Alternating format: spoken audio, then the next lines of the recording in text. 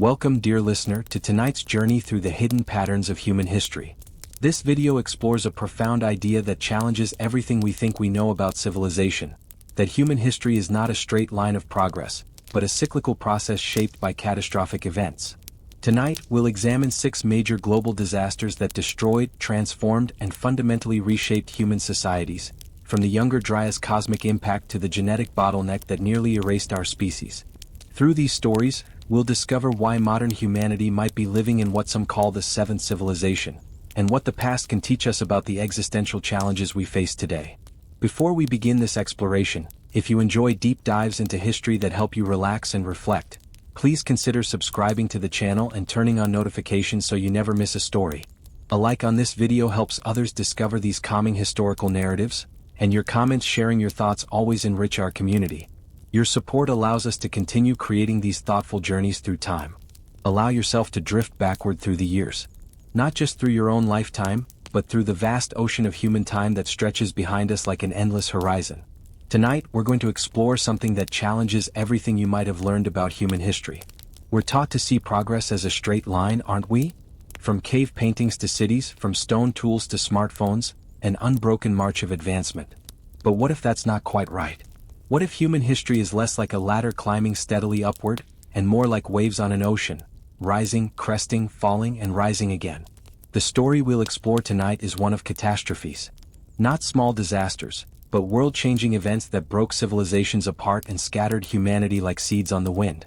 6 great catastrophes, each one reshaping the course of human existence. And perhaps, if we listen closely to what these ancient disasters tell us, we might understand something crucial about where we stand today, we who may be living in what some call the 7th civilization. This is not a story to frighten you. Instead, let it be a meditation on resilience, on the extraordinary capacity of human beings to survive, adapt, and rebuild. Let the rhythm of these ancient cycles lull you into deeper rest, knowing that through every collapse, through every catastrophe, humanity has found a way to continue. And let us journey back through time, back to the moments when the world changed forever, back to the catastrophes that made us who we are.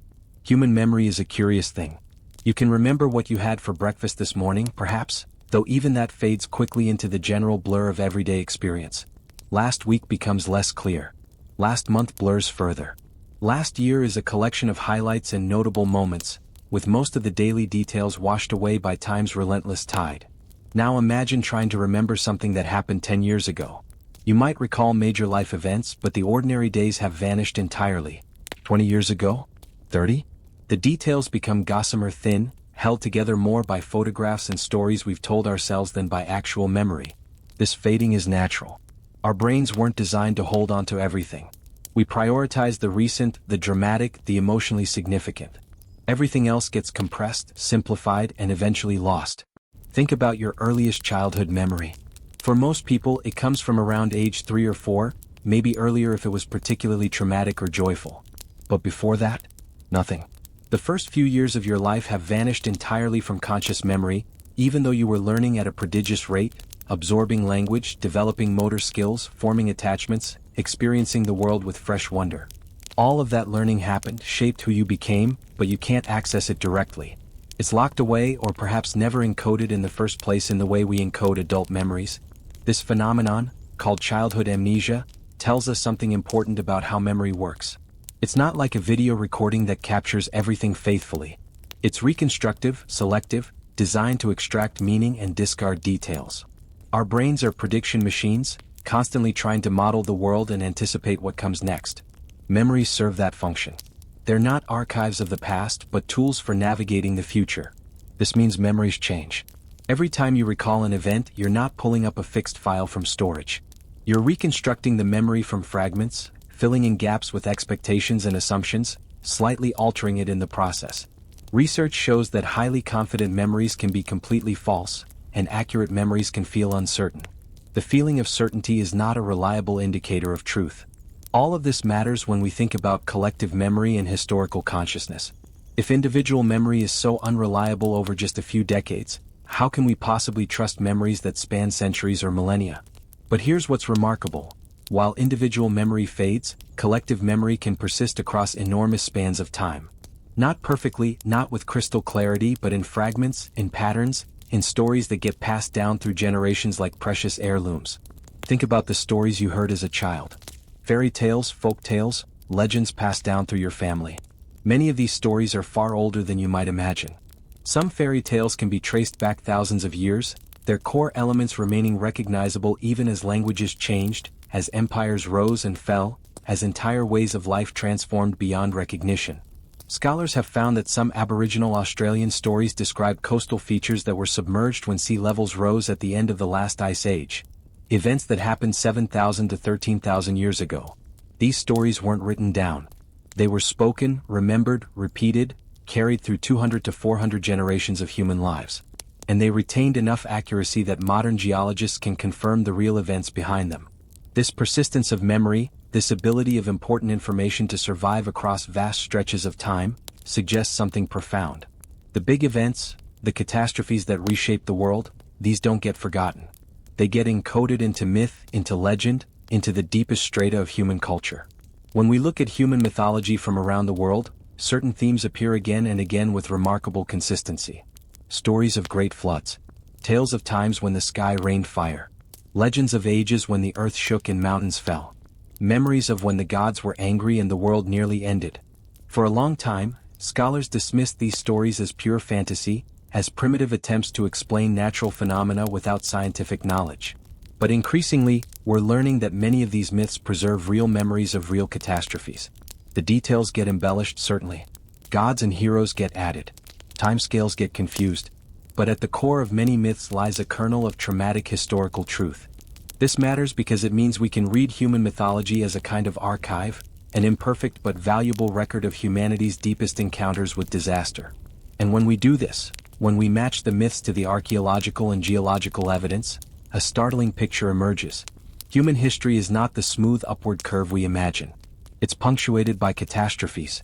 Sudden, devastating events that collapsed whatever complex societies existed at the time, that killed enormous numbers of people, that forced the survivors to start over with whatever knowledge they could salvage from the ruins. These weren't just local disasters. They were global or near-global events. Climate catastrophes that reshaped entire continents. Volcanic eruptions that darkened the sun. Impacts from space that set the world on fire. Droughts that lasted for centuries. And their effects rippled through human societies like shockwaves, leaving permanent marks on our collective memory. The story of human civilization, when we look at it this way, becomes a story of cycles. Of building and collapse. Of forgetting and remembering. Of societies reaching heights of complexity and then being broken back down to their most basic elements by forces beyond their control. And this pattern, this cycle of catastrophe and renewal, may be the most important story we can tell ourselves right now. Because understanding these ancient collapses, understanding what broke civilizations in the past, might be the key to ensuring our own civilization survives the challenges we face today. So let your mind relax now as we journey back to the first great catastrophe, the event that may have set the pattern for everything that followed. Let yourself imagine a world at the end of an ice age, a world of vast glaciers and enormous beasts, of humans living in small bands, surviving by their wits and their tools. And then imagine that world being struck by something from the heavens, something that would change everything in an instant. Imagine the moment when the first great catastrophe began. 12,800 years ago, the world was emerging from a long, cold dream. For tens of thousands of years, enormous ice sheets had covered much of North America and Northern Europe, glaciers thousands of feet thick that ground across the landscape with inexorable slowness. But around 15,000 years ago, these ice sheets began to retreat. The world was warming. The Great Freeze was ending. Imagine the landscape of North America during this time. Where cities like Seattle and Boston would one day stand, there was nothing but ice, vast, blank expanses of frozen water that stretched to the horizon and beyond. But south of the ice, the land was rich and diverse. Vast grasslands stretched across regions that are now desert. Forests of pine and spruce grew in places that today see oak and maple. And moving through these landscapes were animals of a kind that seem almost mythical to us now. Mastodons, their curved tusks gleaming, pulling up vegetation with trunks that could strip a tree bare in hours. Mammoths, even larger, their fur thick enough to withstand temperatures that would freeze a modern elephant solid. Giant ground sloths, some species standing 20 feet tall, moving through the forest with ponderous grace. Saber-toothed cats, their elongated canines designed to deliver killing bites to thick-skinned prey. American lions, larger than any lion alive today. short-faced bears that stood 12 feet tall on their hind legs and could run at speeds that would terrify modern bears. These megafauna, the great Ice Age animals, had ruled the Americas for millions of years, adapting to cycles of ice and warmth that came and went with the slow rhythm of the Earth's orbit. And living among them, competing with them, learning to hunt them were humans. The Clovis people, as archaeologists call them, were highly sophisticated hunters. They created distinctive stone projectile points, finely crafted, fluted blades that could pierce the thick hide of a mammoth. They understood how to work together to bring down animals many times their own size. They knew how to use every part of their prey, wasting nothing. They had art, culture, spiritual practices. They were, in every meaningful sense, us. The world of 12,800 years ago was not a primitive place waiting for civilization to begin. It was a rich, complex ecosystem with sophisticated human societies successfully adapted to their environment. Yes, they lived in small groups. Yes, they moved with the seasons and the game herds. But they had accumulated vast stores of knowledge about their world, knowledge that took thousands of years to develop, knowledge about plants and animals, weather and seasons, stone and wood and bone and fire. And then one day something appeared in the sky. Imagine you're standing on a grassland in what would one day be called Pennsylvania. The sun is setting, painting the western sky in shades of orange and red. The mammoths are calling to each other in the distance, their deep rumbles carrying for miles across the open plain. You're with your family, preparing the evening fire, perhaps working on a new spear point, the familiar rhythms of daily life unfolding as they have for as long as anyone can remember. And then you notice something odd. A bright streak in the darkening sky, brighter than any star, moving. Not with the stately pace of the sun or moon, but quickly, noticeably, a burning point of light that grows brighter as you watch. Within seconds it's clear this is something unprecedented. The streak of light divides, becomes multiple streaks.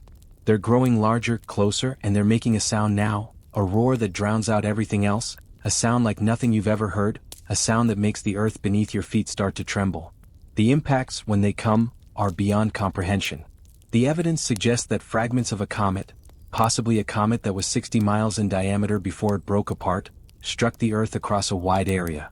Some fragments may have hit the Laurentide ice sheet directly, the massive glacier covering most of Canada and the northern United States. Others struck the ground in what are now the eastern United States and possibly other continents. The energy released was staggering. Each major impact would have had the force of thousands of nuclear weapons detonating simultaneously. The shock waves would have been felt around the world. Where ice was hit, millions of tons of ice instantly vaporized, turning to steam, rising into the atmosphere as massive clouds. Where ground was hit, the heat would have been so intense that rock itself melted, creating tiny diamonds and spherules, little glassy beads of melted material that were thrown into the air and scattered across the continent. But the immediate impacts were just the beginning. The kinetic energy of objects moving at tens of thousands of miles per hour doesn't just create explosions. It creates firestorms. Imagine forests across entire regions simultaneously bursting into flame. Trees exploding from the sudden intense heat. The sky turning black with smoke, not just locally but across hundreds or thousands of miles. And as these fires burned, they consumed millions of acres of vegetation, sending even more smoke and ash into the atmosphere. The people who witnessed these impacts directly would have had little chance of survival. The heat, the shock waves, the fires, they would have been overwhelming. But even those far from the impact sites would have seen the sky darken. Within days, ash began to fall like black snow, covering everything, choking streams, making it hard to breathe. And then came the climate catastrophe. The comet fragments that struck the ice sheet destabilized it. Massive amounts of meltwater began flowing from the glaciers, rushing toward the oceans. But this wasn't gradual melting. This was catastrophic, enormous lakes of meltwater bursting from beneath the ice, carving giant channels through the rock as they rushed toward the sea. One glacial lake, called Lake Agassiz by modern geologists, was larger than all of today's Great Lakes combined. When the ice dam holding it finally gave way, the volume of water released was almost unimaginable. It poured into the North Atlantic, flooding the ocean with cold, fresh water. This matters enormously because the North Atlantic is the engine that drives ocean currents around the world. Warm, salty water flows north from the tropics, cools, becomes denser and sinks, flowing south along the ocean floor. This circulation carries heat from the equator toward the poles, keeping regions like Europe much warmer than they would otherwise be. But when Lake Agassiz flooded the North Atlantic with massive amounts of fresh, cold water, this circulation shut down. The warm current from the south stopped flowing north. And without that warmth, temperatures plummeted. Within a year, possibly within months, though this is hard to establish with certainty, the climate of the northern hemisphere crashed. In central Greenland, ice core evidence suggests temperatures dropped by 9 to 14 degrees Celsius in less than a year. One year, the climate was warming toward interglacial conditions. The next year, winter had returned, and it would last for more than 1,000 years. This period is called the Younger Dryas, named after a small Arctic flower that suddenly appeared in sediment layers across Europe, evidence that tundra conditions had returned to regions that had been warming. But the name, pretty as it sounds, disguises the horror of what this climate reversal meant for living things. The megafauna, those great ice age animals that had survived multiple glacial cycles, began to die. Not all at once, but steadily, relentlessly. Mammoths that had been thriving in the warming grasslands found those grasslands being replaced by tundra. The vegetation they depended on disappeared. They starved. Within a few thousand years, mammoths would be extinct in the Americas. Mastodons would follow. The giant ground sloths, the saber-toothed cats, the short-faced bears, the American lions, all of them would be gone. 3/4 of the large mammal species in North America went extinct around this time. In South America, the extinction rate was similar. These animals had survived previous climate changes, but this one was different. This one was too rapid, too severe, and it coincided with the presence of human hunters who were also desperate for food as the climate collapsed. The humans, the Clovis people, also vanished from the archaeological record. Not immediately, but within a few centuries, their distinctive projectile points stop appearing in the geological layers. What happened to them? Some likely died in the immediate aftermath of the impacts. Others would have starved as the game animals they depended on disappeared. Some may have survived, adapting to new conditions, becoming the ancestors of later indigenous peoples. But their distinctive culture, their way of life, ended. The cosmic impacts and the Younger Dryas cold period together created what some researchers call a perfect storm of catastrophes. Fire from the sky, climate collapse, the extinction of the animals humans depended on for survival. If there were larger, more complex human societies in existence at this time, and some controversial evidence suggests there might have been, they would have been completely destroyed.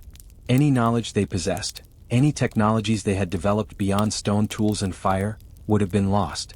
And yet humans survived. Not everywhere. Not in large numbers. But in small groups, clinging to refugia, places where conditions remained survivable, they endured. They adapted. They learned new hunting strategies for the animals that remained. They developed new tools, new social structures. They survived the long winter of the Younger Dryas. Around 11,600 years ago, as suddenly as it had begun, the Younger Dryas ended. The climate warmed rapidly. Within decades, temperatures rose by 5 to 10 degrees Celsius. The glaciers began their final retreat. And humanity, emerging from its brush with extinction, began to rebuild. But something had changed. The easy abundance of the pre-impact world was gone. The megafauna that had provided reliable sources of meat were extinct or rare. The landscapes had changed, ecosystems had reorganized. The survivors had to adapt to a new world, and in adapting, they would eventually develop something unprecedented in human history: agriculture. But before that transformation could take hold, before humans could settle down and build permanent villages, there would be another catastrophe.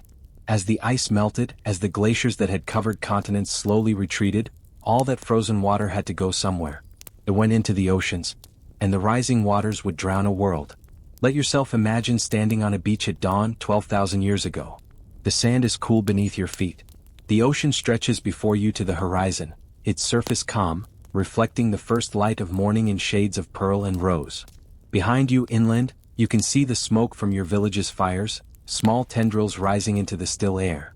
This beach, this landscape, this world you know, it will not survive the next few thousand years. At the end of the last ice age, an enormous amount of water was locked up in glaciers. So much water that the global ocean level was approximately 400 feet lower than it is today. To put that in perspective, imagine standing at the beach and walking out into the ocean. Keep walking, past where the waves break, past where the water gets deep. Keep walking, down the continental shelf, for miles and miles. Eventually you'd be 400 feet below the current sea surface. That's where the shoreline was. This meant that vast areas of land that are now underwater were dry, habitable territory 12,000 years ago. The continental shelves, those relatively shallow underwater regions that extend out from every coastline, were exposed. And because these areas are shallow and fertile, they would have been prime real estate for human settlements. The British Isles and continental Europe were connected by a land mass called Doggerland. Where the North Sea is now, there was a rich landscape of rivers, lakes, forests, and grasslands. Archaeological evidence suggests this was a densely populated region, with numerous human settlements. Indonesia, Malaysia, and the Philippines were connected in a single large landmass called Sundaland. Japan was connected to mainland Asia. The Persian Gulf was dry land with rivers running through it. The Caribbean islands were much larger and more connected. And everywhere, all around the world, human beings had settled these coastal plains. They built their homes near the water, took advantage of the fishing, the shellfish, the rich soil of river valleys. These were some of the most desirable places to live, and over thousands of years, human populations had concentrated in these areas. Now imagine what happened as the glaciers melted. At first, the sea level rise was gradual. Over centuries, the water crept higher, inch by inch, foot by foot. Communities might have noticed that the beach was a little closer to their homes than it had been in their grandparents' time. They might have had to move their villages back, away from the encroaching water. But the change was slow enough that adaptation was possible. You could relocate. You could adjust. But slow rise was punctuated by catastrophic events. Moments when huge volumes of water were released all at once. Remember Lake Agassiz, the enormous glacial lake whose flooding helped trigger the Younger Dryas climate shift? That was just one event. Throughout the period from 15,000 to 7,000 years ago, there were multiple such catastrophic floods as different ice dams failed, as glacial lakes that had been held back by walls of ice suddenly burst free and emptied into the ocean. Each time this happened, global sea level rose rapidly, not over centuries but over days or weeks. The ocean didn't just creep up the beach. It surged inland, drowning coastal communities, inundating river valleys, turning islands into submerged reefs. One study found evidence that sea level rise was not uniform and gradual. Instead, it happened in pulses. On average, sea levels rose about 1 meter, 3 feet, per century from 17,000 to 4,000 years ago. But this average conceals periods of much more rapid rise. At certain points, the oceans rose by 5 meters, 16 feet, per century. And individual catastrophic events could cause global sea level to jump by several meters in a matter of months. Imagine living through that. Imagine watching the ocean rise visibly, noticeably, week by week. Imagine having to abandon your home, your village, everything you knew and flee inland. And imagine knowing that this wasn't a temporary flood that would recede. The water wouldn't go back down. The land you knew was gone forever, drowned beneath an ocean that kept rising. This is the origin of flood myths that appear in cultures all around the world. The Epic of Gilgamesh, one of the oldest written stories in existence, tells of Utnapishtim, who survived a great flood by building a boat and loading it with animals. This story predates the biblical account of Noah's flood by thousands of years, but the basic narrative is the same. The Hebrew Bible story of Noah is itself possibly drawn from this earlier Mesopotamian tradition. In Hindu mythology, Manu, the first man, is warned by Vishnu in the form of a fish about an impending flood that will destroy all life. Manu builds a boat and survives, becoming the ancestor of all future humanity. In Greek mythology, Zeus decides to flood the world to destroy the corrupt Bronze Age humans. Deucalion and his wife Pyrrha build an ark and survive, later repopulating the earth by throwing stones behind them that turn into people. The Inca tell of a time when the sea rose and covered the land, drowning everyone except a few people who fled to high mountain caves. The Maya believed they were living in the fourth creation of the world, and that the third creation was destroyed by a great flood. Australian Aboriginal stories describe specific geographical features, offshore reefs, islands, coastal promontories, that are now submerged, suggesting these stories preserve memories from when sea levels were lower. Chinese mythology includes accounts of great floods during the legendary era of prehistory. North American indigenous peoples have numerous flood traditions, from the Pacific Northwest to the eastern seaboard. These aren't variations on a single story that spread around the world. They're independent cultural memories of the same geological event, the catastrophic sea level rise at the end of the Ice Age.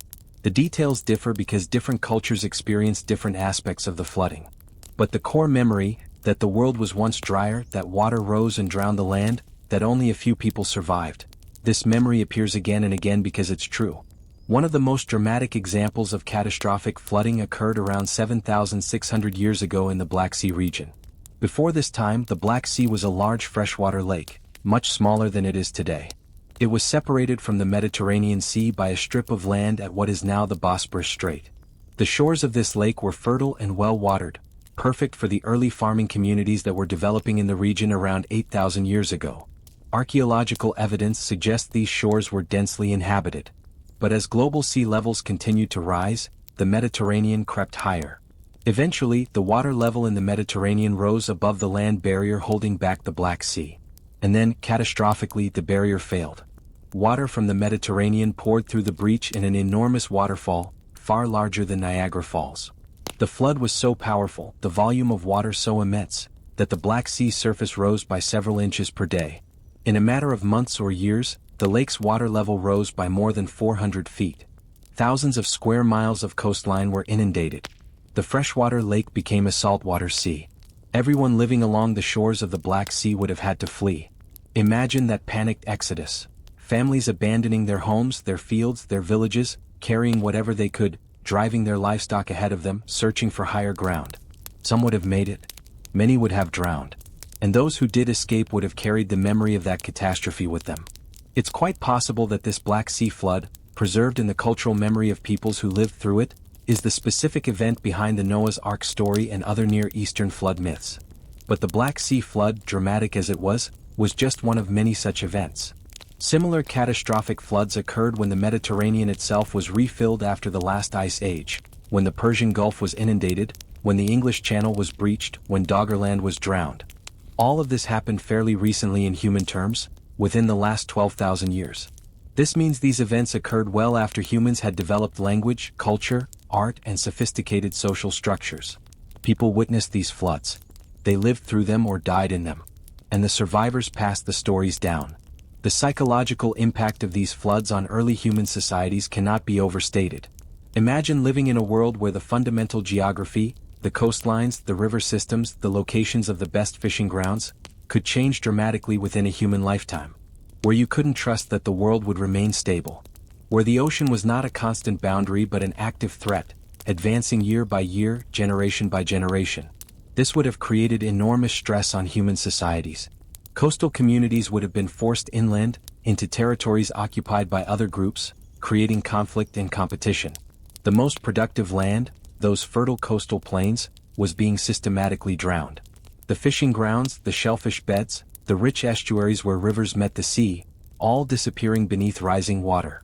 And there was no way to stop it. No technology, no ritual, no amount of desperate prayer could hold back the rising seas. All people could do was retreat, adapt, and try to preserve some memory of what had been lost. Some researchers believe this catastrophic period of environmental change was actually a major driver of social evolution. The stress of constant displacement, the need to find new ways of obtaining food as traditional territories disappeared, the competition for resources, all of this may have accelerated the development of agriculture, permanent settlements, and eventually, complex civilizations. By around 7,000 years ago, the sea level rise had largely stabilized. The great ice sheets had mostly melted. The oceans had risen to approximately their current level, give or take a few feet. The coastlines we know today had finally been established. But by this time, an enormous amount of land had been permanently lost. In the Americas alone, the land area had shrunk by about 31%. Globally, millions of square miles of territory had been inundated. All of the coastal settlements, all of the cultural sites, all of the evidence of how people lived during that period, it's now underwater, buried beneath sediment, extremely difficult to access and study. This means there's a huge gap in the archaeological record. We have very limited evidence of human societies between about 15,000 and 7,000 years ago, precisely because most of those societies lived in the areas that are now submerged. What we do find suggests these people were sophisticated, they had boats, they traded over long distances, they created art. But most of their world is lost to us, drowned beneath the waves. As you drift towards sleep, picture those lost lands. Picture Doggerland with its rivers and forests, its villages and pathways, all now beneath the North Sea. Picture the sunken islands of Sundaland. Picture the Persian Gulf when it was a river valley. Picture all the human stories, all the individual lives, all the knowledge and culture that was swallowed by the rising waters. The Great Flood wasn't a myth. It was a drawn-out catastrophe that reshaped the world and forced humanity to adapt or perish. The survivors did adapt. They moved inland. They learned new skills. They developed agriculture out of necessity, learning to cultivate plants rather than relying on gathering them from the wild.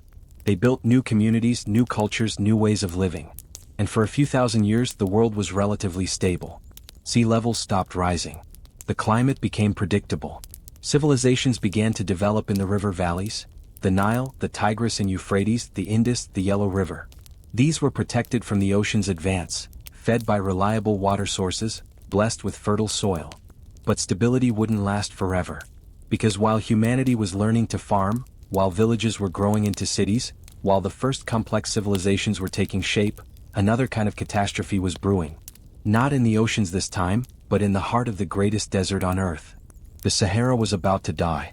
And when it did, it would drive another wave of upheaval across the human world. Let yourself relax deeper now, you're breathing slow and steady, as we journey to a place that seems impossible. Picture the Sahara Desert, endless seas of sand, temperatures that can melt the tarmac on roads, a hostile wasteland where almost nothing grows and water is desperately scarce. Now erase that image completely. Because 10,000 years ago, the Sahara wasn't a desert. It was green. The African humid period, as scientists call it, lasted from about 14,500 years ago until about 5,500 years ago. During this time, the Sahara was transformed by the same orbital changes that helped end the Ice Age. As the Earth's tilt shifted and its orbit changed, the northern edge of Africa received more direct sunlight during summer months. This intensified the West African monsoon, bringing reliable seasonal rains to regions that are now bone-dry desert. The transformation was spectacular. Where there is now sand and stone, there were grasslands, savannas, scattered woodlands. Where there is now no water at all for hundreds of miles, there were lakes, enormous lakes, some of them the size of small seas.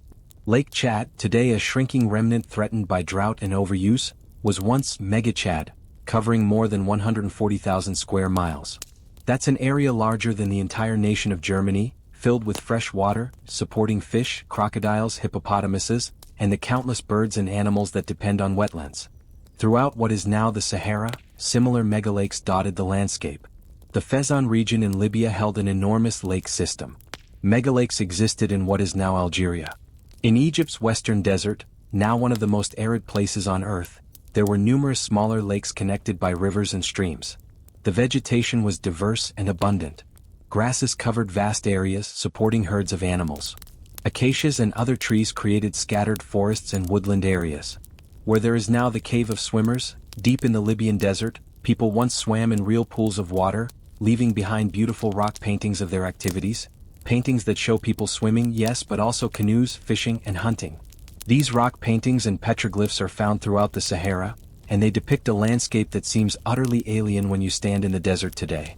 They show elephants, giraffes, rhinoceroses, lions, antelope of many species, and crocodiles. They show cattle, domesticated by the people who lived there. They show hunters with bows and arrows, families gathering around waterholes, scenes of everyday life in a land of plenty. The Green Sahara supported sophisticated human societies. People lived as hunter-gatherers early in the period, but as the humid conditions persisted, they developed pastoralism, herding cattle, goats, and sheep. They created pottery, some of the earliest ceramic vessels in Africa. They developed complex social structures. They traded over long distances. They created art that ranks among the most impressive prehistoric works anywhere in the world. Population densities were likely higher than in many other parts of the world at that time. The combination of reliable water, abundant game, and eventually domesticated animals allowed communities to thrive and grow.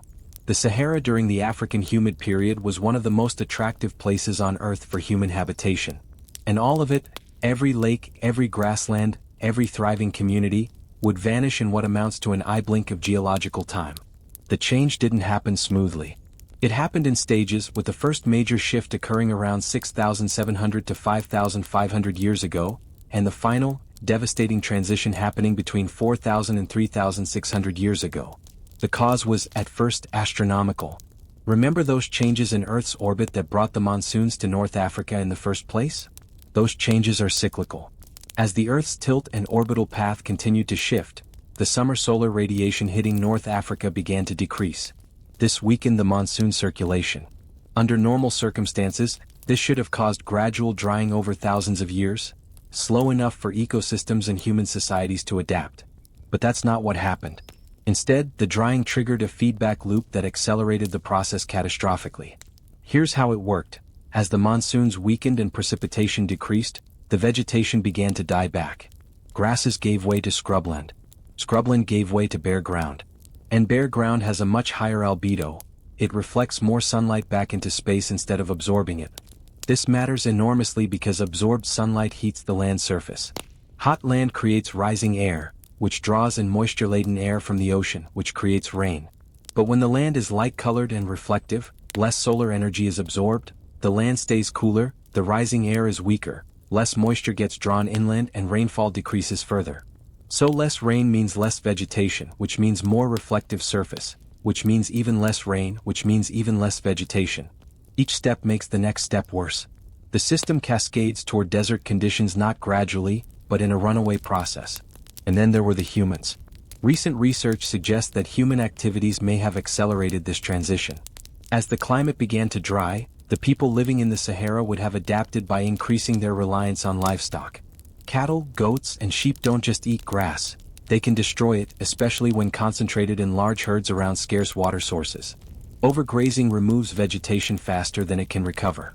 In a moist climate this might be sustainable, the rains return and the plants grow back. But in a climate that's already becoming marginal, overgrazing can tip an ecosystem past the point of no return. There's evidence that people used fire extensively to manage the landscape, clearing areas for their animals, driving away wild predators. But fire removes trees and shrubs much more effectively than it removes grass. And once the trees are gone, once the land is kept deliberately open for grazing, the soil becomes more vulnerable to erosion, the local humidity decreases, trees release moisture into the air through transpiration, and the landscape becomes even more prone to desertification. So we have a situation where natural climate change was amplified by human land use practices. The two forces worked together, creating a transformation that was much faster and more complete than either would have caused alone. The speed of the change was terrifying. Studies of ancient pollen and sediment cores suggest that in some areas, the transition from productive grassland to desert scrubland happened in just a few hundred years, perhaps as quickly as a single century in the worst affected regions. Imagine living through that. Imagine watching the rains become less reliable year by year. The lakes and streams that your grandparents had known as permanent fixtures starting to shrink, then dry up entirely. The grass that had always been there, that your cattle depended on, becoming sparse and brown, then disappearing. The animals, the elephants, the giraffes, all the wildlife that had shared the landscape with you, moving away, heading south, following the rains, leaving the emptying land behind. And you'd have to follow. You'd have no choice. You couldn't farm desert. You couldn't raise cattle in desert. You had to move or die. So the people of the Green Sahara became refugees. Over centuries, probably in waves, they abandoned the drying land and migrated toward the few places where water remained reliable, the major river valleys, particularly the Nile. The Nile Valley, protected by its connection to the East African lake system and the Ethiopian highlands, maintained its flow even as the rest of North Africa dried out. But the Nile Valley is a narrow ribbon of green in an increasingly hostile landscape. It couldn't support the dispersed populations that had lived throughout the Sahara. This created enormous pressure. You had potentially millions of people, accustomed to a pastoral existence with plenty of space, being compressed into a much smaller area. Competition for land and resources would have been intense. Conflict was probably inevitable. But this concentration of population also drove innovation. When you force large numbers of people into close proximity, when resources are limited and organization is essential for survival, complex social structures develop out of necessity. You need strong leadership to manage water distribution, to organize labor for irrigation, to resolve disputes. You need record-keeping to track grain stores and land ownership. You need specialized roles, farmers, craftspeople, priests, administrators.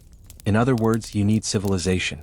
The emergence of ancient Egyptian civilization around 5,000 years ago, the unification of Upper and Lower Egypt, the building of the first great monuments, the development of hieroglyphic writing, all of this happened in the context of the Sahara's collapse. It's quite possible that Egyptian civilization arose directly from the pressure of climate refugees fleeing the dying desert, bringing with them the skills and knowledge they had developed during the Green Millennia, concentrating in the Nile Valley and creating something new and unprecedented out of necessity. Similar patterns likely played out elsewhere. The development of complex societies in Mesopotamia, in the Indus Valley, in China.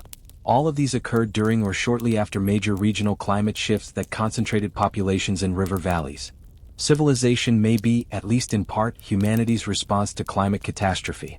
By about 4,000 years ago, the Sahara had reached something close to its modern state. A vast, hyper-arid desert, the largest hot desert on Earth. The lakes were gone, their basins now salt-crusted depressions. The rivers had dried up, leaving empty wadis, dry valleys that only flow during rare rain events. The animals had retreated to more hospitable regions or gone extinct. The rock art, those beautiful paintings of swimmers and giraffes and thriving communities, were left behind in caves and on cliff faces, silent witnesses to a world that no longer existed.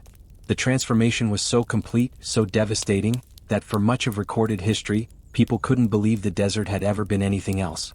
When European explorers in the 1800s first found the rock art, they thought it must be fake. How could there have been water deep in the Sahara?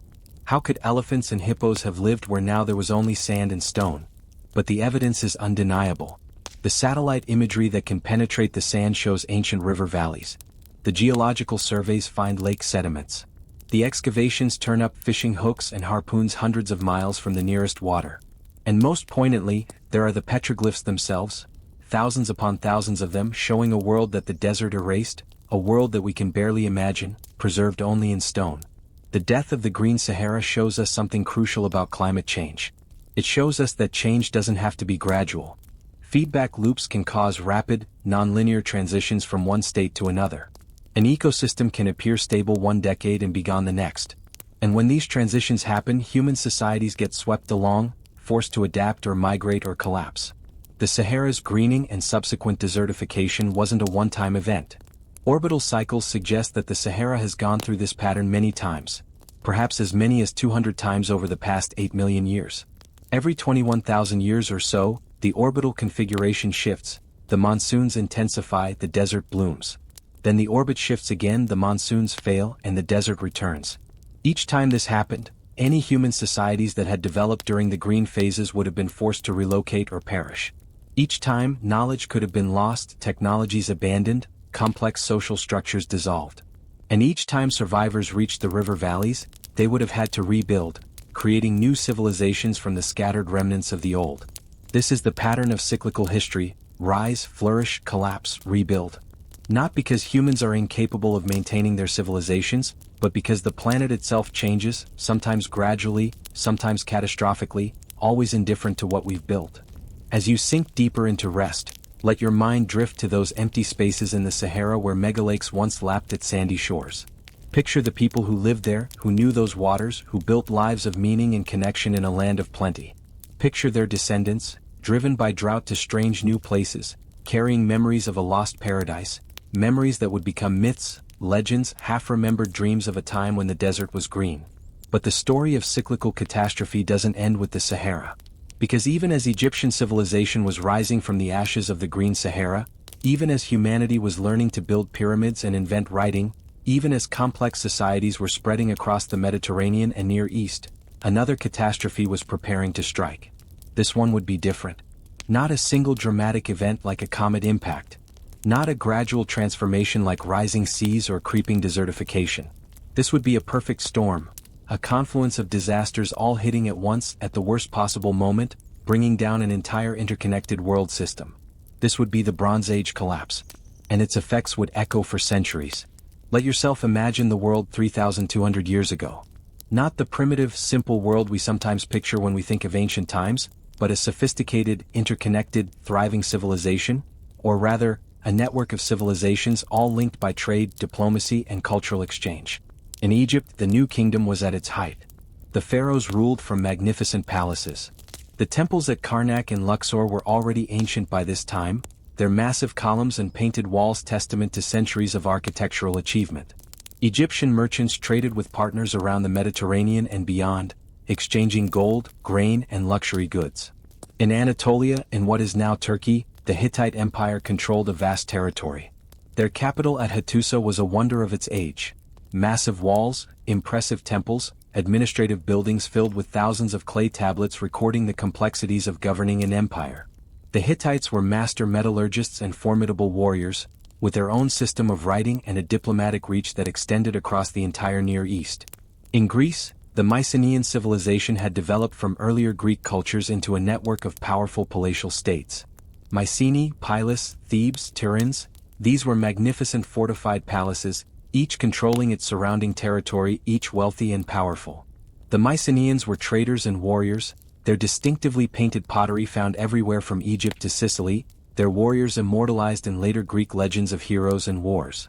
On the island of Cyprus, wealthy trading cities processed copper, the essential ingredient in bronze.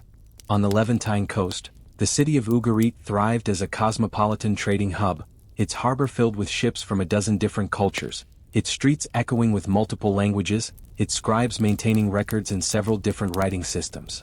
In Mesopotamia, Babylon and Assyria competed for dominance, their cities filled with temples and ziggurats, their rulers maintaining diplomatic correspondence with their counterparts across the known world. These civilizations weren't isolated. They were connected by extensive trade networks. Copper from Cyprus and tin from Afghanistan were combined to make bronze, the technological foundation of the age. The tin trade alone required an infrastructure spanning thousands of miles. Mines in Afghanistan, caravans across Persia, ships across the Mediterranean. Luxury goods, ivory, glass, gold, purple-dyed textiles, perfumes, exotic woods, moved along these trade routes, creating wealth and interdependence. The diplomatic correspondence of the era, preserved in clay tablets, shows a complex web of relationships. Kings addressed each other as brothers. They arranged marriages between royal families. They sent gifts and requested favors. They complained when promised shipments didn't arrive. They warned each other of threats and sought aid during crises. In many ways, this late Bronze Age world was the first truly globalized economy. Different regions specialized in different products. Trade was essential for maintaining the standard of living that these civilizations had achieved. And this interconnectedness was a source of strength. It allowed for specialization, for the flowering of arts and sciences, for the kind of wealth that could support massive building projects and professional armies. But it was also a vulnerability. Because when disaster struck, it struck everywhere. The connections that had been sources of strength became conduits for collapse. The disaster began with drought. Around 1250 BCE, the Mediterranean climate began to change. Precipitation decreased. The change wasn't uniform. Some areas were affected more than others, but across the eastern Mediterranean and Near East, the rains became less reliable. At first, this would have seemed manageable. Civilizations in this region had dealt with dry years before. They had irrigation systems, stored grain, ways of coping with temporary shortages. But this wasn't temporary. The drought persisted. Year after year, decade after decade, the rains failed or came only weakly. Springs and streams dried up. Lake levels dropped. Crops failed repeatedly. By around 1200 BCE, the situation was desperate. We have written records from this time, clay tablets, letters between kings, that speak of famine. An Egyptian pharaoh sent grain to the Hittites, traditionally his enemies because people were starving.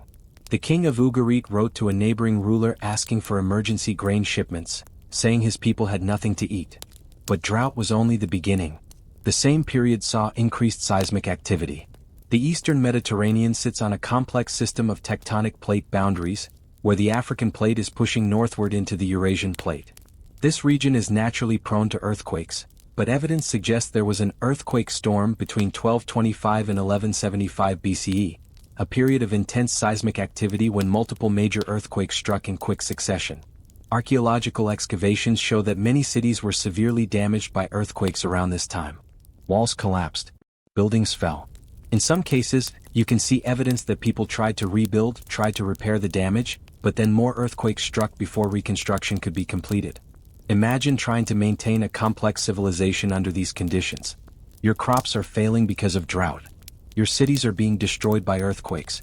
Your stored grain is running low. Your people are hungry and frightened. The trade that your economy depends on is disrupted because your trading partners are facing the same problems. The tribute and taxes you need to maintain your government and army aren't coming in because your subjects have nothing left to give. And then, into this weakened, stressed, vulnerable world came raiders. The Egyptian records call them the Sea Peoples, a term that lumps together what was probably a diverse group of maritime raiders and migrants. We don't know exactly where they came from. The Egyptian inscriptions list various names: Peleset, Sheker, Shikalesh, Denyen, Weshish, but matching these names to specific ethnic groups or geographical origins is controversial.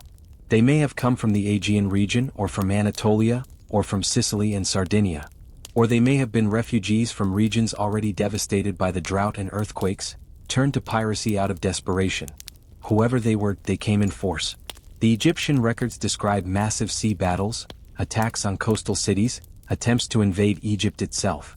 In 1177 BCE, Pharaoh Ramses III fought a huge naval battle against the Sea Peoples in the Nile Delta.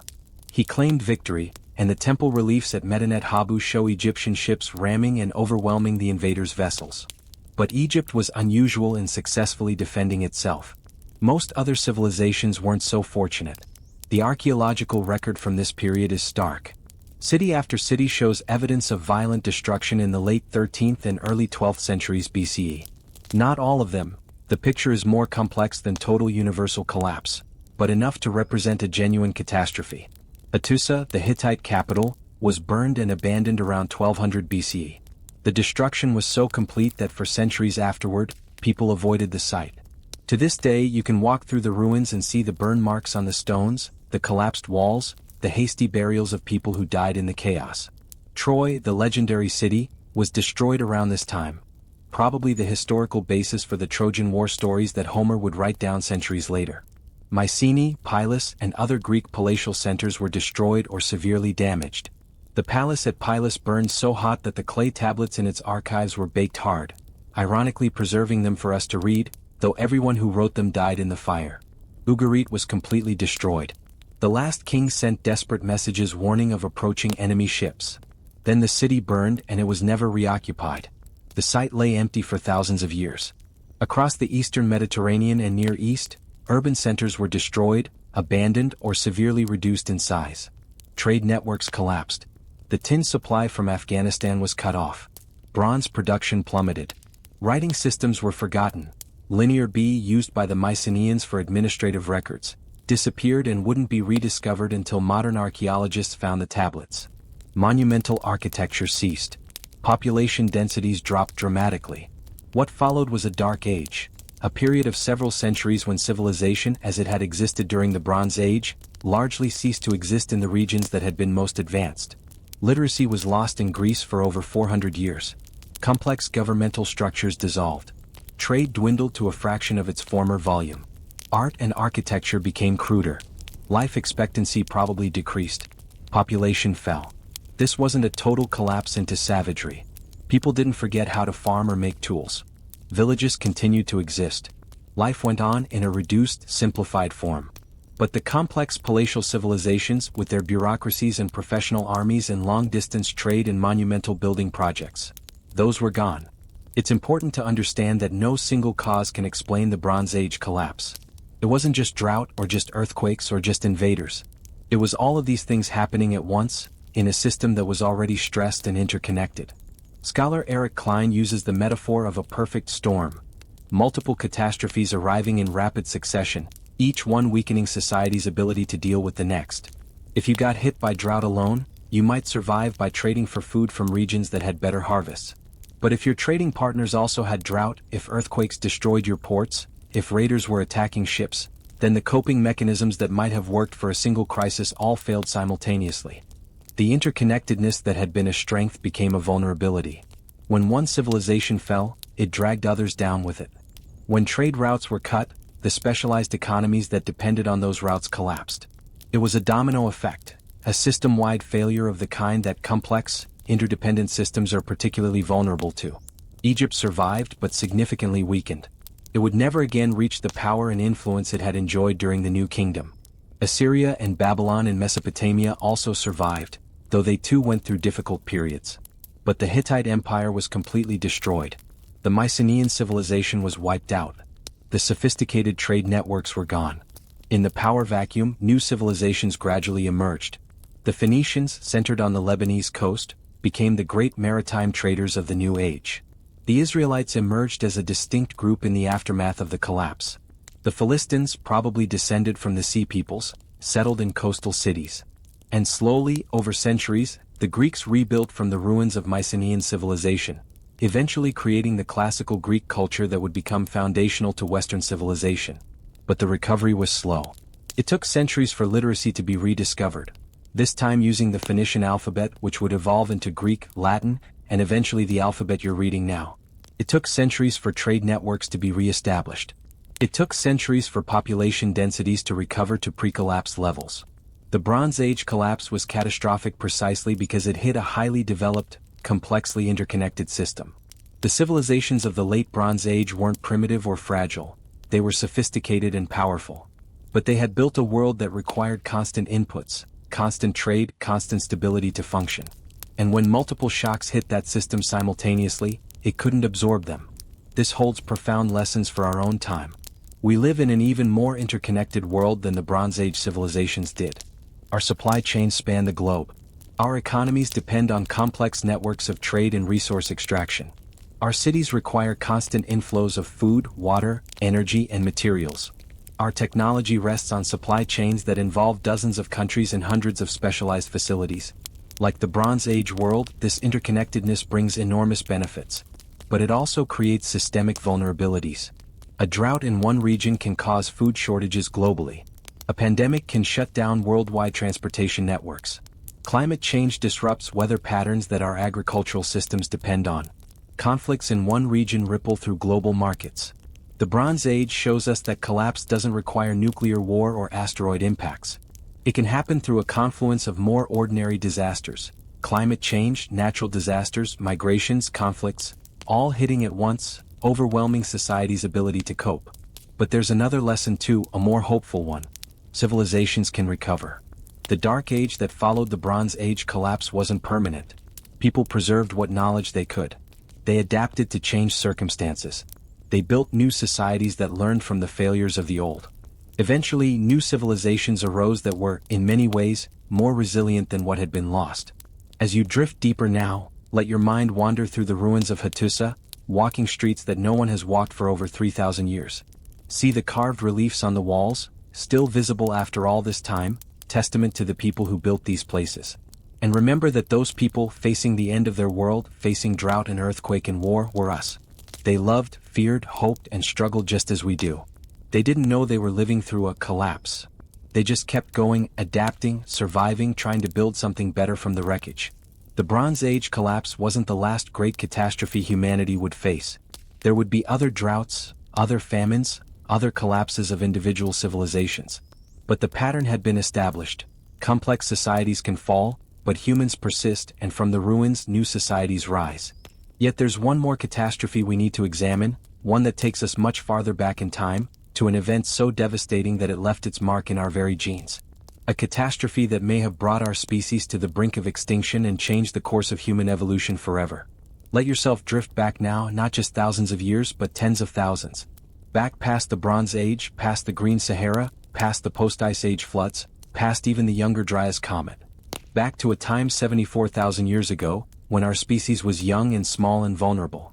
Modern humans, Homo sapiens, the species to which we all belong, evolved in Africa between 200,000 and 300,000 years ago. For most of that time, the total human population was small, probably no more than a few tens of thousands of individuals at any given time, scattered across Africa in small bands. This isn't unusual for a species, especially a large mammal.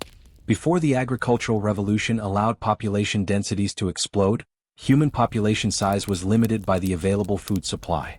Hunter-gatherers require large territories to support themselves, so population density stayed low. But 74,000 years ago, something happened that reduced the human population to levels so low that we can still see the effects in our DNA today.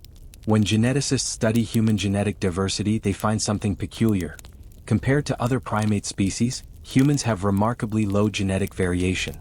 Chimpanzees, despite having much smaller populations today than humans, have far more genetic diversity.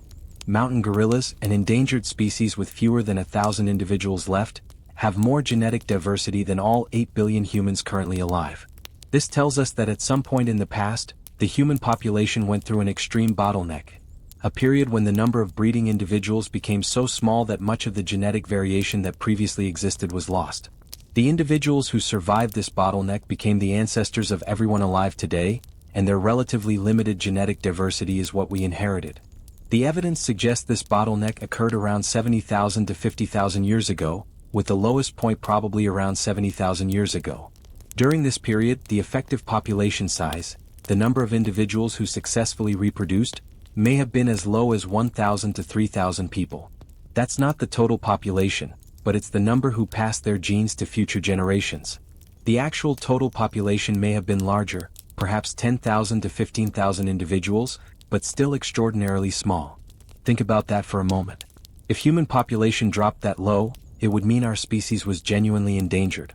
A single major catastrophe, a disease epidemic, a drought, an environmental disaster, could have wiped us out completely.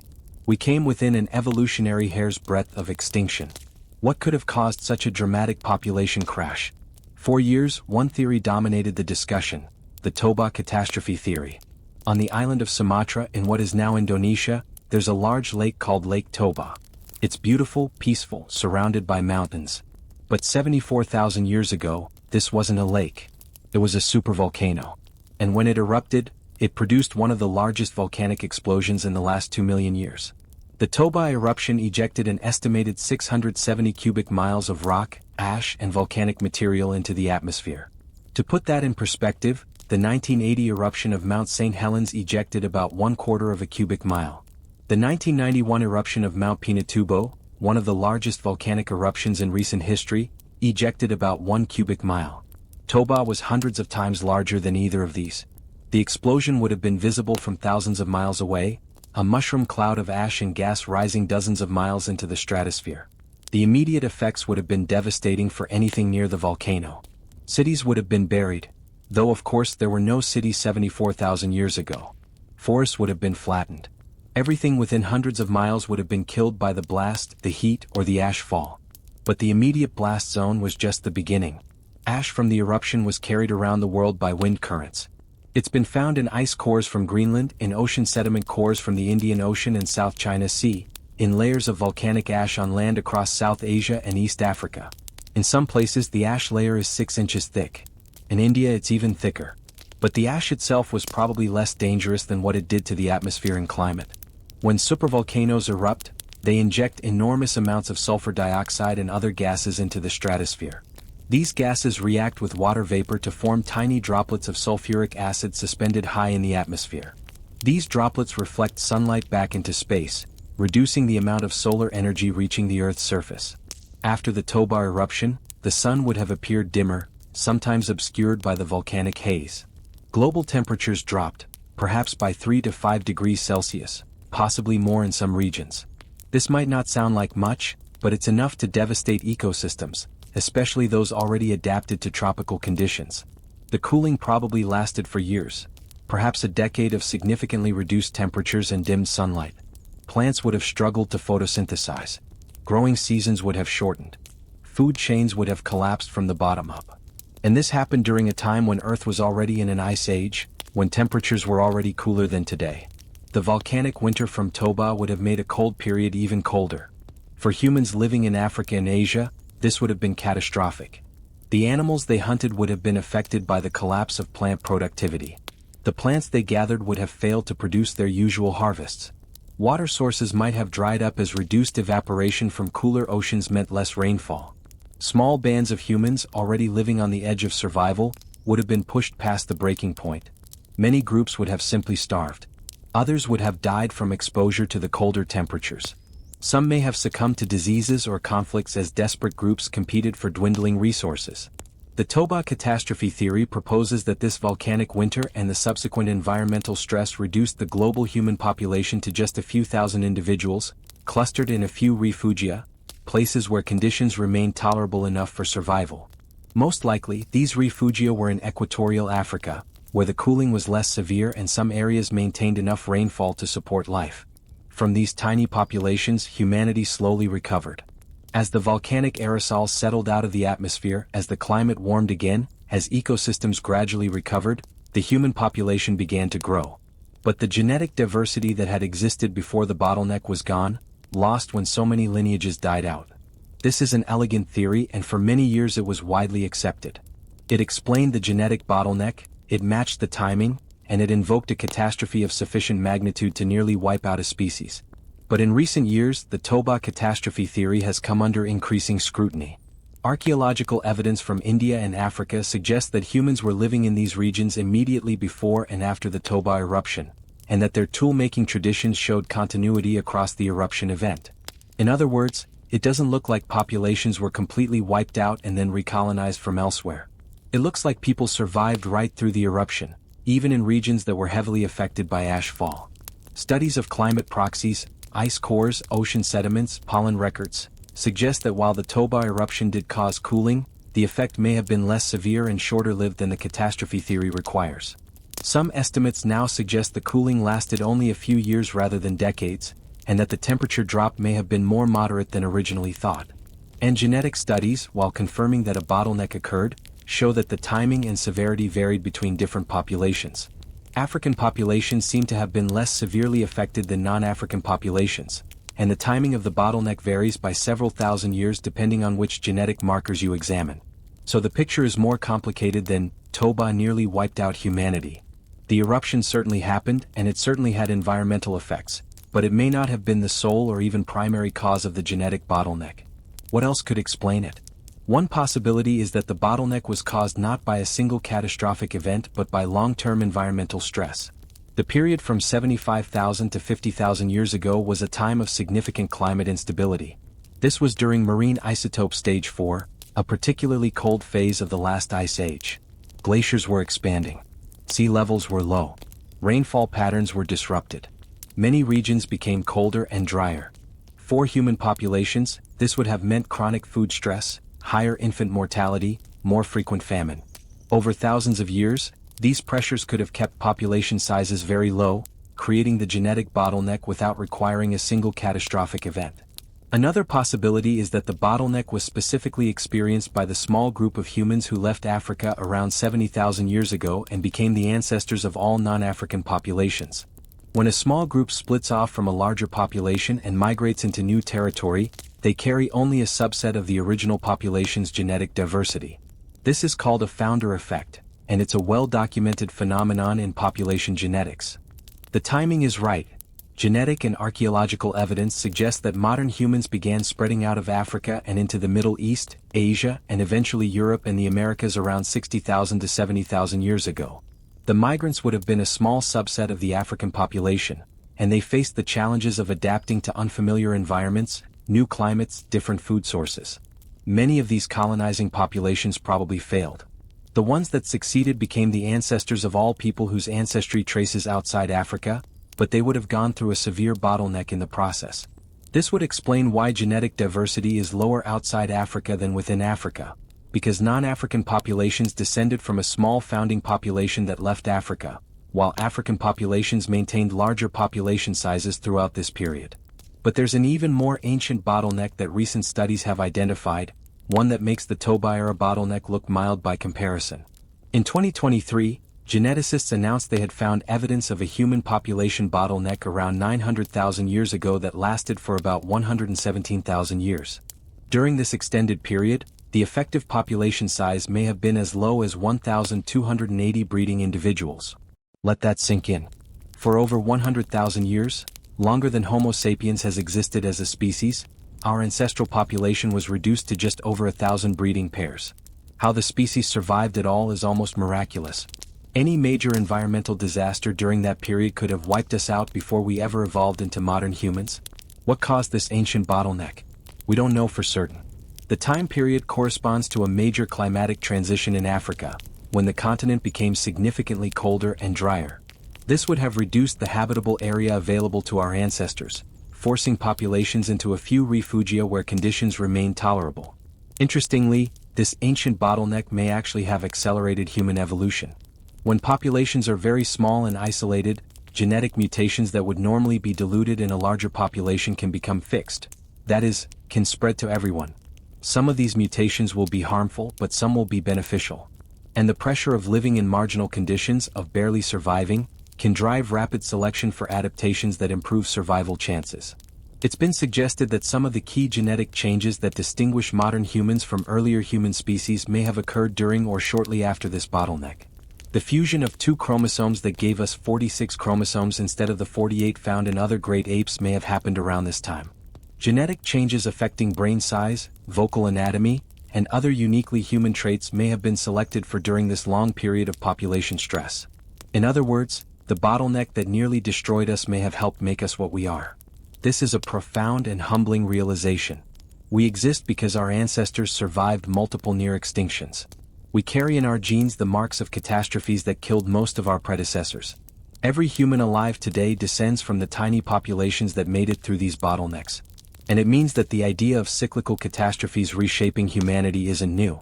It's been happening for most of our existence as a species.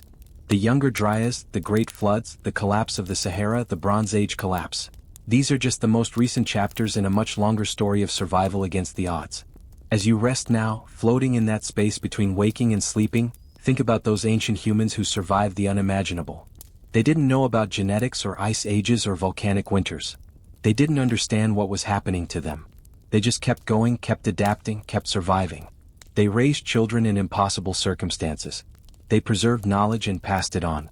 They maintained their humanity even as the world around them fell apart. We are their descendants.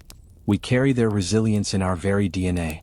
Every challenge they overcame, every adaptation they made, every desperate decision that kept them alive one more day, it all led to us sitting here in this moment, breathing quietly, drifting towards sleep.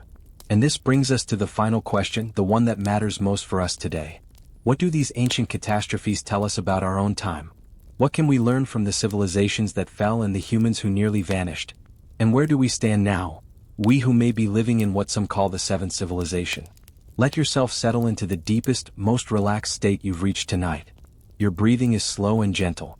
Your body is releasing all its tension.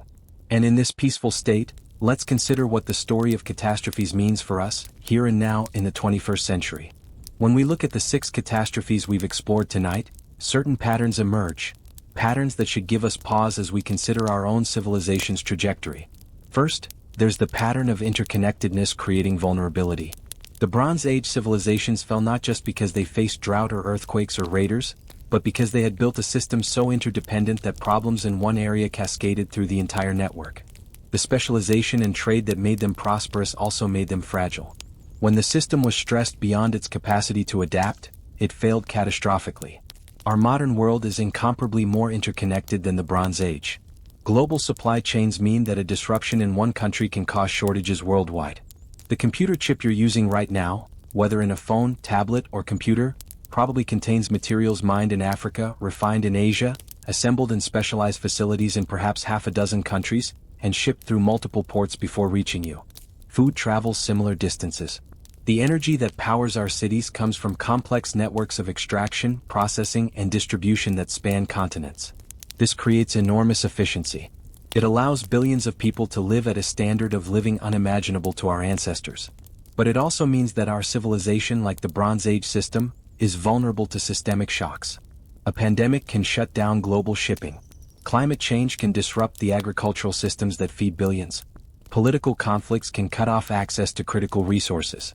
And just as in the Bronze Age, these disruptions don't stay isolated, they ripple through the entire system. Second, there's the pattern of climate change driving collapse. The Younger Dryas, the Great Flood, the death of the Green Sahara, the Bronze Age drought. In each case, relatively rapid climate change overwhelmed society's ability to adapt. Not instantaneously, but fast enough that the adaptations that had worked for generations suddenly failed. We're living through climate change right now. We know this.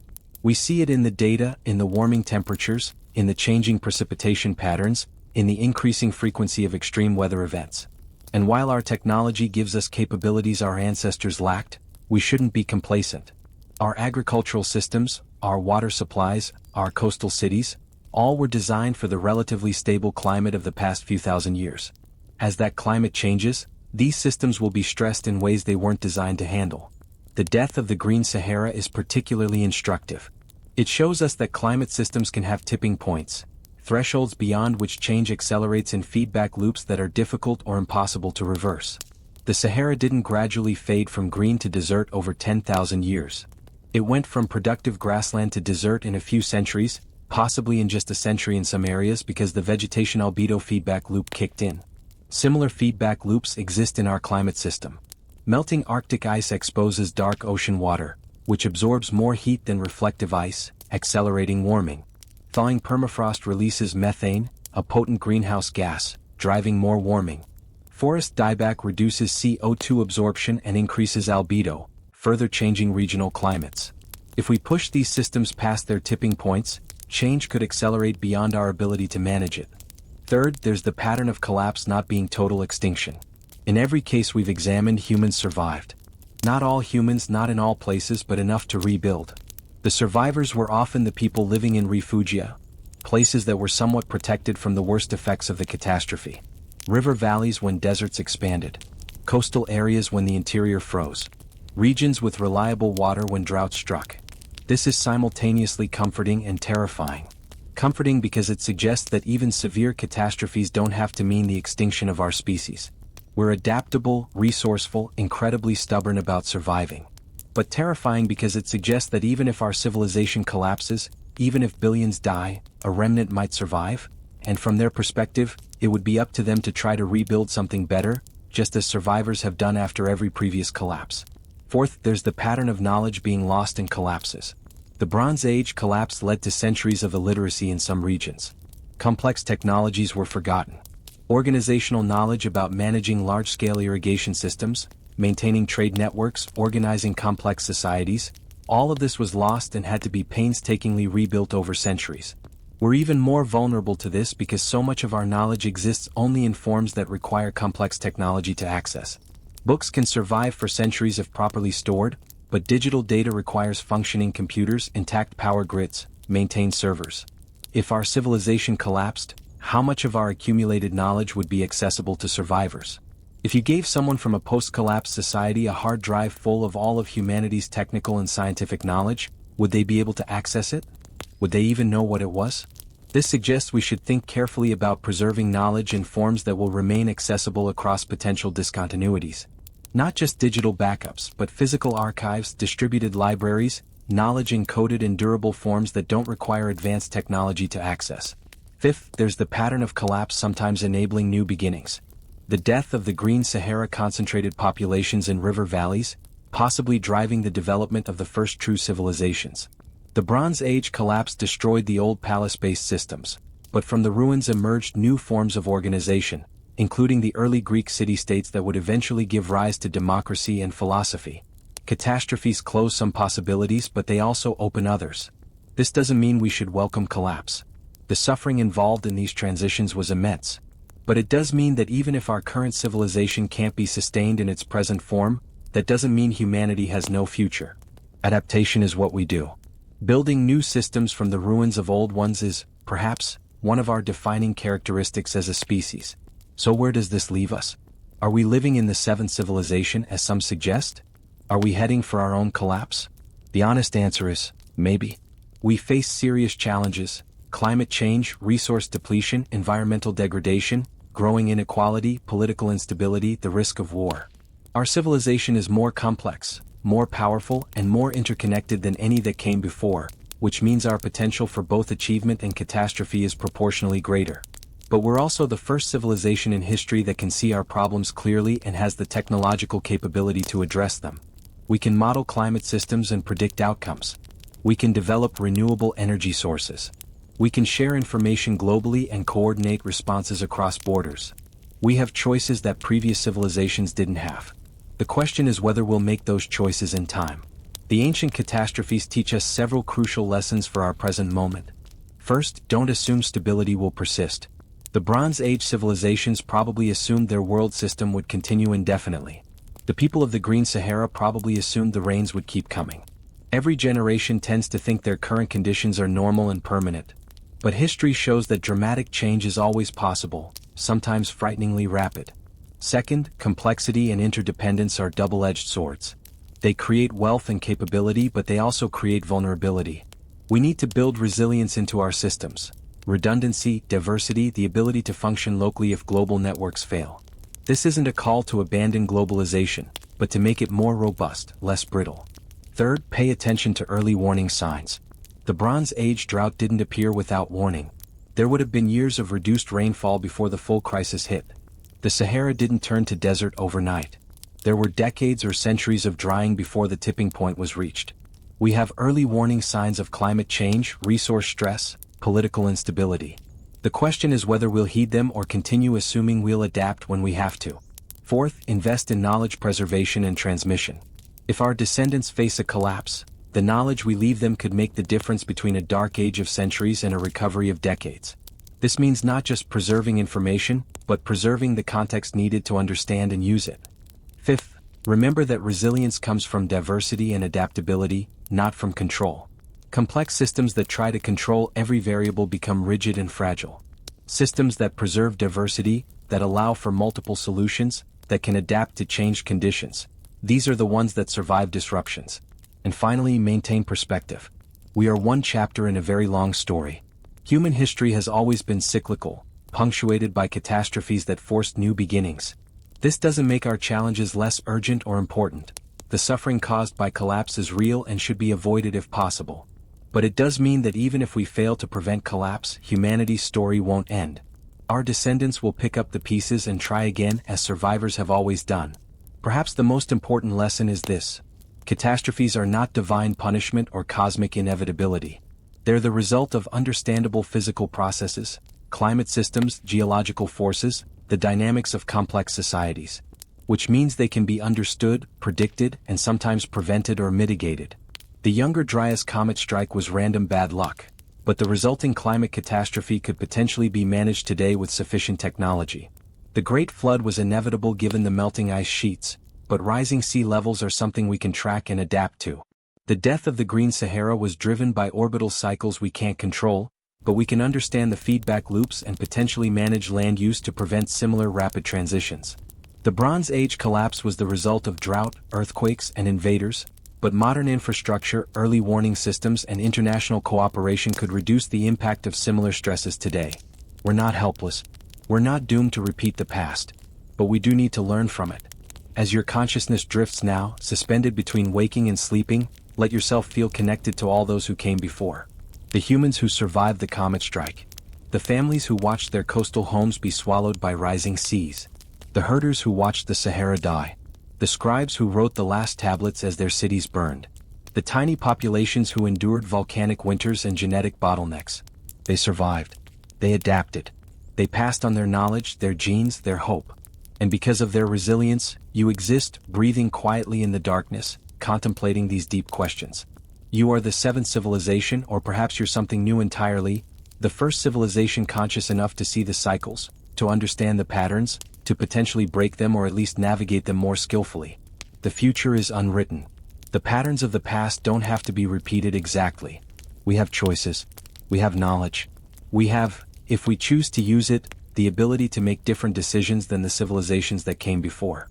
But first we need to remember. Remember that civilizations can fall. Remember that the earth can change rapidly. Remember that our ancestors survived impossible odds and left us their legacy of resilience. And then we need to act, with wisdom drawn from history and hope directed toward the future. Let yourself rest now, your mind quiet, your body completely relaxed. The story of the 6 catastrophes is complete. You've journeyed through 12,000 years of human history, through comet strikes and floods, through dying deserts and collapsing civilizations, through genetic bottlenecks that nearly erased our species from existence. And yet here you are, breathing peacefully, safe in this moment. You exist because thousands of generations survived the unimaginable. You carry their DNA, their resilience, their stubborn refusal to give up even when everything seemed lost. These stories of catastrophe might seem dark, but they're actually stories of hope. They tell us that humans can survive almost anything. That we rebuild after every fall. That we learn, adapt, and grow. That the cycle continues, not because we're doomed to repeat it, but because life itself is cyclical, a rhythm of creation and destruction, growth and renewal, building and rebuilding. We may be living in the 7th civilization, standing at a moment of potential transformation. The choices we make in the coming decades will determine whether we navigate our challenges successfully, whether we build systems resilient enough to weather the storms ahead, whether we preserve our knowledge and values for those who come after. But that's a concern for tomorrow. Tonight, let yourself simply be. Let yourself appreciate the improbable fact of your existence, the long chain of survival and persistence that led to this moment. Let yourself rest in the knowledge that you're part of something much larger than your individual life. A story that stretches back hundreds of thousands of years and forward into a future we can barely imagine. The world has ended before. It will change again. But humanity persists, adapts, and continues. And in continuing, we honor all those who survived catastrophe so that we might exist. Sleep now. Rest. Tomorrow is another day in the long story of human persistence. Tomorrow you can think about these patterns, these lessons, these warnings and hopes. But tonight, Simply let yourself drift into peaceful sleep, knowing that you are connected to the vast web of human experience, to ancestors who survived the impossible, to descendants who will face their own challenges and find their own ways forward. The catastrophes shaped us, but they didn't break us. And that resilience, that fundamental human capacity to endure and rebuild, that's what defines us, across all the cycles, through all the collapses, beyond all the catastrophes. Sweet dreams. May they be filled with green Saharas, peaceful seas, stable climates, and thriving civilizations. May you rest knowing that however dark the past has been, however uncertain the future may be, the human story continues, generation after generation, adapting, surviving, hoping. And if you'd like to hear more stories like this, to explore more of human history and its mysteries, please consider liking this video and subscribing to the channel. Your support helps us continue bringing these deep explorations of history to life, helping us all understand where we came from and perhaps where we might be going. Good night. Rest well. And remember, we are the survivors, the inheritors, the ones who carry the torch forward. Whatever comes next, humanity will face it as we always have, together, with courage, with resilience, with hope. Sleep peacefully, knowing you're part of the eternal cycle of human persistence. Close your eyes, breathe deeply, and let sleep carry you into dreams of all that was, all that is, and all that might yet be. Good night.